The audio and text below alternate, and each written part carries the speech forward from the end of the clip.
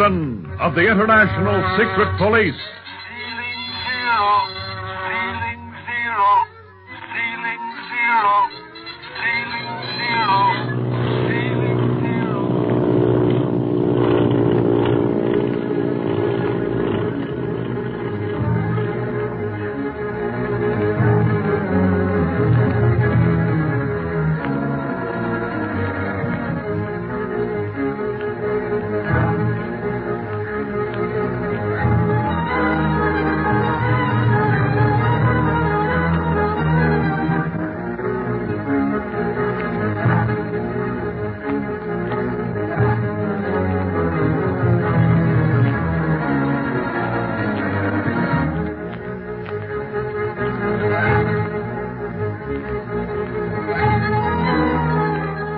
The Octopus and his fleet of fast planes are nearing their destination in Tibet, the criminal thinking that Clint and Barney are no more.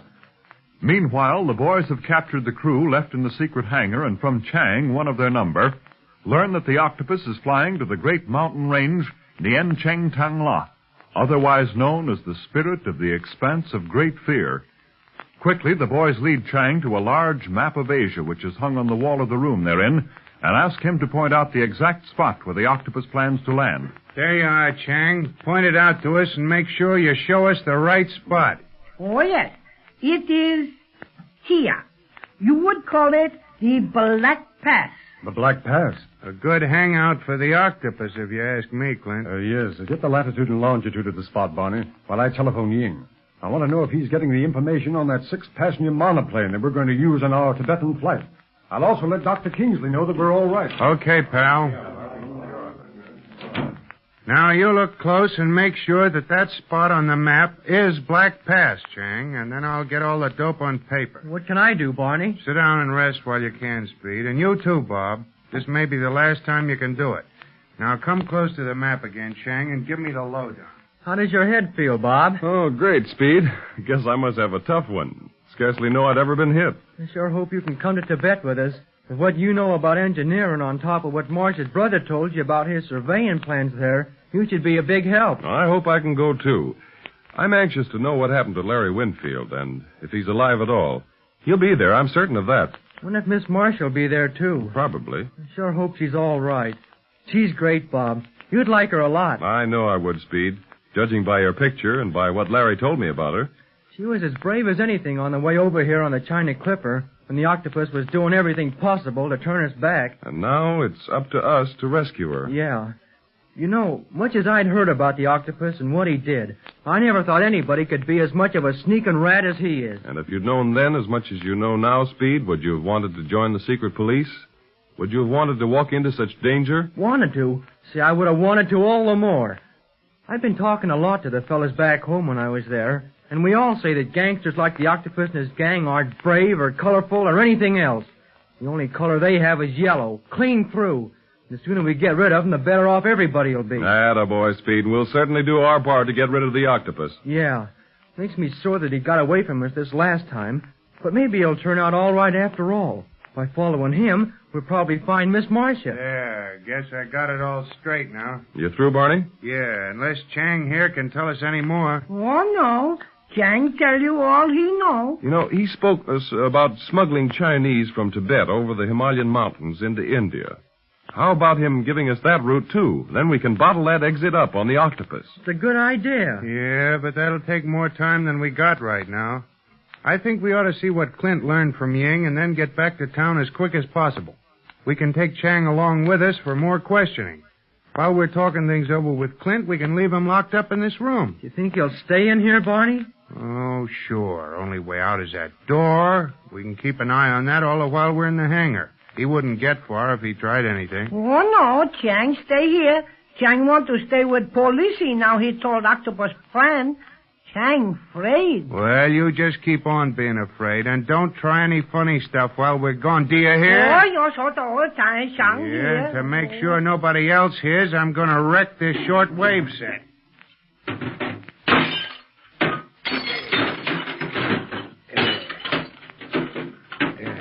Okay. Come on then, you guys. Nobody'll talk over that set again. Look, The ambulances from Hong Kong have arrived already. Sure didn't take them long to get here.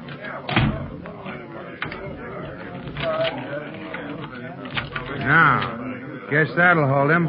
Only wish I had the octopus in there, too. Believe me, if we did, I'd break every bone.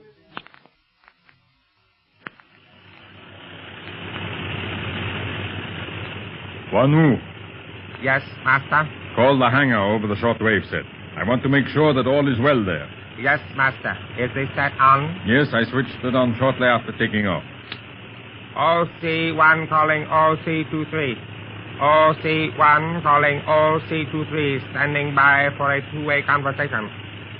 Give the operator time to tune in.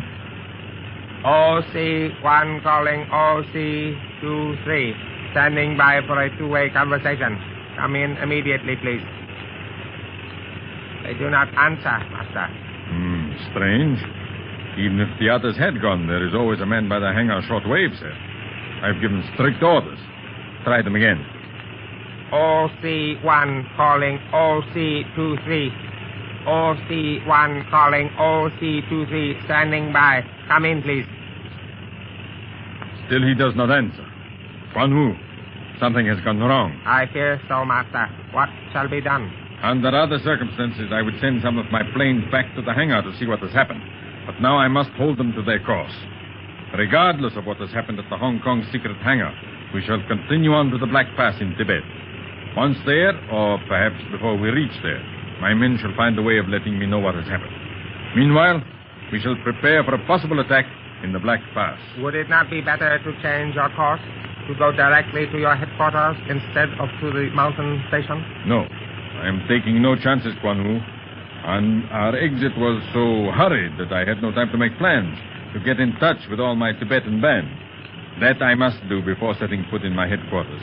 I want everything to be ready and running smoothly. So that we can begin our operations immediately? Yes. As I said, we shall prepare for a possible attack in Black Pass, but we shall not stay there any longer than necessary. And whoever may follow us, should they learn of our destination, will find the pass windy and desolate. Providing they do not find us there, they will learn too late that their lives are ended.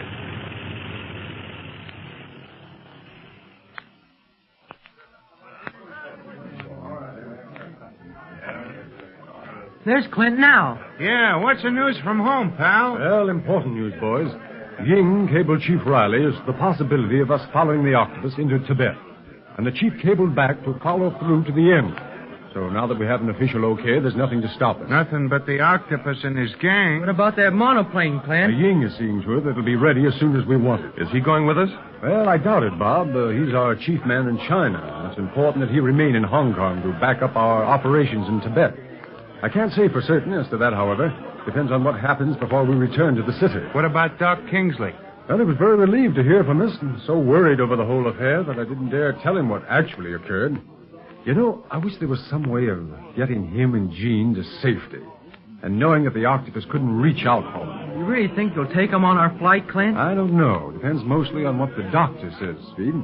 The doctor himself would be a valuable addition to our party, knowing Asia as well as he does and being a physician to boot. It's Jean that I'm worried about. Suffering wang-doodles.